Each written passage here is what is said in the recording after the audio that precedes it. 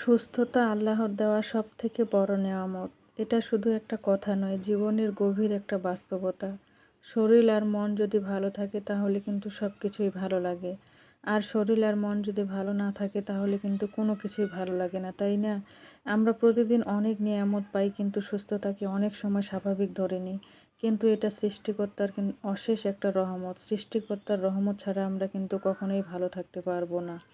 তাই সর্ব অবস্থায় আমাদের সৃষ্টিকর্তার উপরে শুকরিয়া আদায় করা উচিত। হ্যালো এভরিওয়ান, আসসালামু আলাইকুম। আশা করছি আপনারা সবাই অনেক ভালো আছেন। আলহামদুলিল্লাহ আমিও ভালো আছি। তাই চলে আসলাম আবারও একটা দিনের সাথে আমার কিছু কাজকর্ম নিয়ে। তো আজকের ভিডিওটির মধ্যে যারা আছেন অবশ্যই একটা লাইক দিয়ে ভিডিওটি কন্টিনিউ করবেন আর আপনাদের সুন্দর মতামত জানিয়ে যাবেন। যদি ভালো লাগে চ্যানেলটি সাবস্ক্রাইব করে পাশেই থেকে যেতে পারেন। তো কালকের ভিডিওটা আমি যেখান থেকে শেষ করেছিলাম সেখান থেকেই শুরু করলাম। তো কিছু থালা বাসন ছিল, সেগুলো কিন্তু এখন আমি ধুয়ে নিচ্ছি। আসলে সকাল থেকে আমি আমার সংসারের যে কাজগুলো করি সেগুলো কিন্তু আমি সময়ের সাথে সাথে করার চেষ্টা করি। কোনো কাজ আমি কখনো ফেলে রাখতে আমি একেবারেই পছন্দ করি না। তো সকাল থেকে উঠে রাতে ঘুমানো পর্যন্ত যে কাজগুলো আমি করি আসলে সব কাজগুলোই কিন্তু ক্যামেরাবন্দি করা হয় না। তারপরেও কিছু কিছু আপনাদের সাথে শেয়ার করি। আসলে সকাল থেকে আমি যে কাজগুলো করি আমার সংসারের প্রতিটা কাজ আমি সময় নিয়ে আর সময়ের সাথে সাথে করার চেষ্টা করি। সব সময় অগোছালো কাজগুলো পরিষ্কার পরিচ্ছন্ন রাখতে আমি অনেক বেশি পছন্দ করি। আমার যেটা আছে সেটাই আমি সবসময় পরিষ্কার পরিচ্ছন্ন পরিপাটি রাখতে খুব বেশি ভালোবাসি আমি। সর্বোপরি আমি সংসারের কাজটাকে অনেক বেশি ভালোবাসি। আমার সংসারের প্রতিটা কাজকর্ম সময়ের সাথে সাথে সব কিছু আমি কিন্তু গুছিয়ে রাখার চেষ্টা করি। তো আমি খুবই সাধারণ একটা পরিবারের গৃহিণী, সাধারণ পরিবারের হাউসওয়াইফ একজন আমি। আমার জীবনের চলাফেরা খুবই সাধারণ। আমাদের জীবন চলার পথটা অনেক অতি সহজ ও সরল, আপনারা কিন্তু দেখতেই পান। তো আমি কিন্তু থালা বাসনগুলো ধুয়ে এখন কিন্তু নিয়ে আসলাম রুমের মধ্যে। আর এখানে কিন্তু আমি এখন সবগুলো গুছিয়ে রাখতেছি। তো বাহিরে শুকাতে দেওয়া যায় না, কারণ অনেক ধুলাবালু জমে যায় আর বাচ্চা কাচ্চা নাড়ে। তো সেই কারণে আমি কিন্তু বাহিরে শুকাতে দেই না। তো থালা বাসনগুলো ধুয়ে কিন্তু আমি রান্নাঘরের মধ্যেই এনে রাখি দিই সুন্দর করে গুছিয়ে। তো এর মধ্যে তরমুজ ছিল, কালকের কিছুটা খেয়েছি আর অর্ধেকটা ছিল। তো সেটা কিন্তু বাচ্চারা খাবে। আর বাচ্চাদের তো অনেক সর্দি দুইটারই। তো বড় মেয়েটারও ছোটোটারও কিন্তু সর্দি। তো বলতেছে যে আম্মু এখন তরমুজ খাবো। তো যেহেতু দুপুরবেলা একটু কেটে দেই। আমার বাচ্চারা তরমুজটা কিন্তু অনেক বেশি পছন্দ করে। তো আমার কাজগুলো শেষ হয়নি, আমি বললাম যে আমি ফ্রেশ হই তারপর তোমাদেরকে কেটে দেবো। ওরা তো কিছুতেই বুঝতেছে না, তো ব্যস্ত হয়ে গেছে। তো আমি বললাম যে থাকো, আমি তোমাদেরকে কেটে দিচ্ছি। তো সেই কারণে কিন্তু ওদেরকে কেটে দিলাম তরমুজটা। ওরা তারপরে কিন্তু দুই বোনে খেলো। তো ওদেরকে তরমুজটা কেটে দিয়ে আমি যাব গোসল করতে, ফ্রেশ হতে। তো এই একটা হলো অবস্থা। আসলে বর্তমানে এই সময়ে কেউ বলে না যে ভালো আছে, কেউ বলে না যে সুস্থ আছে। এটা নয়তো ওটা, ওটা নয়তো ওটা, মানে একটার পর একটা সমস্যা কিন্তু লেগেই আছে। আসলে আমরা এই বর্তমান সময়ে এসে যেগুলো খাচ্ছি সেগুলো কিন্তু সব সার বিষে ভরা।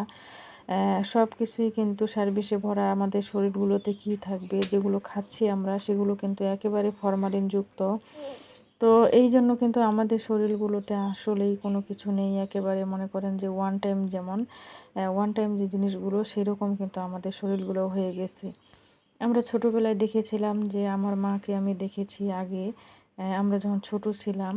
তো আমাদের বাসায় কিন্তু ঢেঁকি ছিল। তো ঢেঁকিতে কিন্তু ধান ভাঙাতো। তখন কিন্তু মেশিনের মধ্যে আমাদের চাল কিন্তু করে আনতো না। যেহেতু আমরা গ্রামে বড় হয়েছি আর আমাদের কিন্তু আবাদ পানি ছিল, অনেক কৃষিকাজ করতো আমার বাবা, পাশাপাশি ব্যবসাও করতো। তো যেহেতু আমরা সারা বছরই বাড়ির চালের ভাত খাইতাম। তো আমার মাকে আমি দেখতাম সেই ফজরের সময় উঠে ঢেঁকির মধ্যে ধান কুটে তারপর সকালবেলা রান্না করতো। রান্না করে তারপরে কিন্তু আমরা সকালবেলা সেই খাবারটা খেতাম।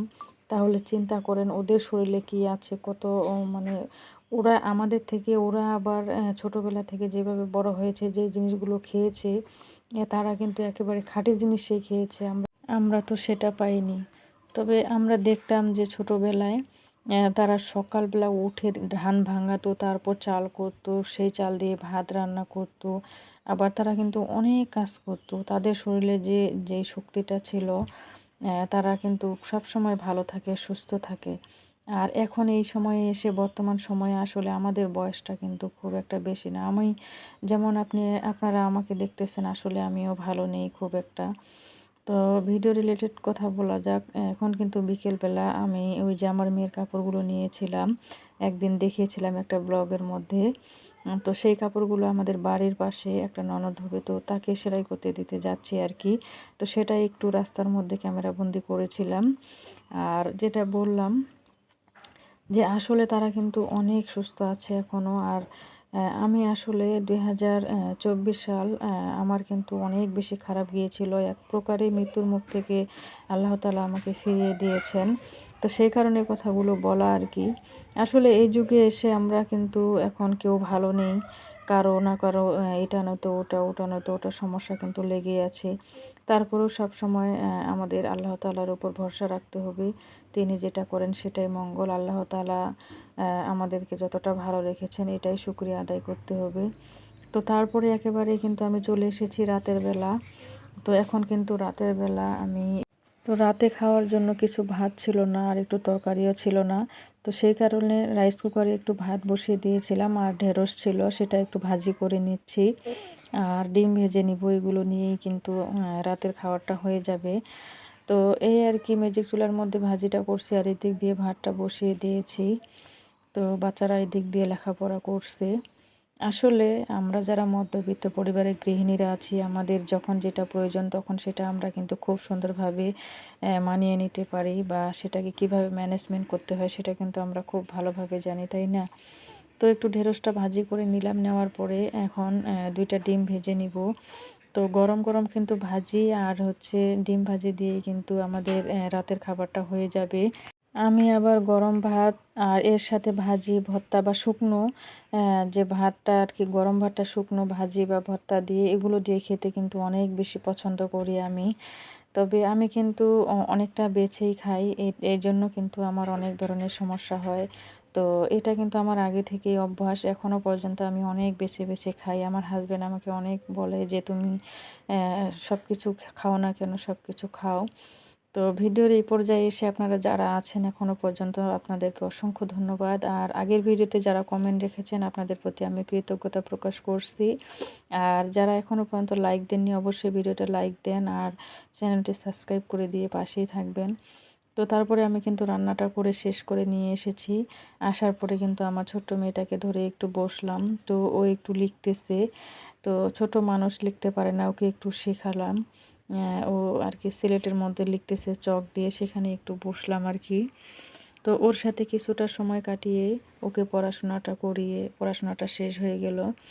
তো তারপরে কিন্তু এশারের নামাজ পড়বো। নামাজ পড়ে খাওয়া-দাওয়া করে তারপরে আর কি ঘুমাতে হবে। এই হলো আমাদের আজকে সারাদিনের যে কাজকর্ম সেগুলোই।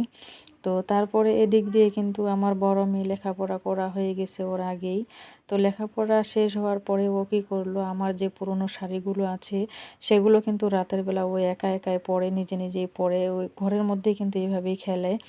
তো ওকে কিন্তু শাড়ি পরাটা ও অনেক বেশি পছন্দ করে। যখনই একটু সময় পাবে তখনই কিন্তু শাড়ি বের করবে, বের করে কিন্তু ঘরের মধ্যে পরবে।